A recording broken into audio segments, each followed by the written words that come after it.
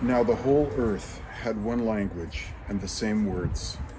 And as people migrated from the east, they found a plain in the land of Shinar and settled there. And they said to one another, "Come, let us make bricks and burn them thoroughly." And they had brick for stone and bitumen for mortar. And they said, "Come, let us build ourselves a city and a tower with its top in the heavens, and let us make a name for ourselves, lest we be dispersed over the face of the whole earth." And the Lord came down to see the city and the tower which the children of man had built. And the Lord said, "Behold, they are one people, and they have all one language. And this is only the beginning of what they will do. And nothing that they propose to do will now be impossible for them. Come, let us go down and there confuse their language, so that they may not understand one another's speech." So the Lord dispersed them from there over the face of all the earth, and they left off building the city. Therefore its name was called Babel, because there the Lord confused the language of all the earth. And from there the Lord dispersed them over the face of all the earth. These are the generations of Shem. When Shem was 100 years old, he fathered Apakshad 2 years after the flood. And Shem lived after he fathered Apakshad 500 years, and had other sons and daughters. When Apakshad had lived 35 years, he fathered Shelah.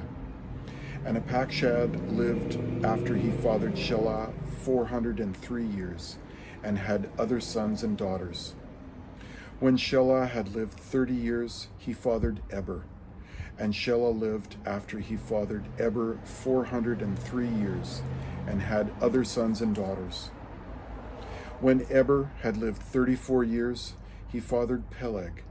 And Eber lived after he fathered Peleg 430 years, and had other sons and daughters. When Peleg had lived 30 years, he fathered Reu. And Peleg lived after he fathered Reu 209 years, and had other sons and daughters. When Reu had lived 32 years, he fathered Serug. And Reu lived after he fathered Serug 207 years, and had other sons and daughters. When Serug had lived 30 years, he fathered Nahor. And Serug lived after he fathered Nahor 200 years, and had other sons and daughters. When Nahor had lived 29 years, he fathered Terah. And Nahor lived after he fathered Terah 119 years, and had other sons and daughters. When Terah had lived 70 years, he fathered Abram, Nahor, and Haran. Now these are the generations of Terah. Terah fathered Abram, Nahor, and Haran. And Haran fathered Lot. Haran died in the presence of his father Terah, in the land of his kindred, in Ur of the Chaldeans. And Abram and Nahor took wives. The name of Abram's wife was Sarai, and the name of Nahor's wife Milcah, the daughter of Haran, the father of Milcah and Iscah. Now Sarai was barren; she had no child. Terah took Abram his son, and Lot the son of Haran, his grandson, and Sarai his daughter-in-law, his son Abram's wife. And they went forth together from Ur of the Chaldeans to go into the land of Canaan.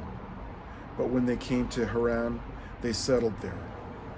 The days of Terah were 205 years, and Terah died in Haran. This is the word of the Lord. And if that's not worth a like and subscribe, I don't know what is.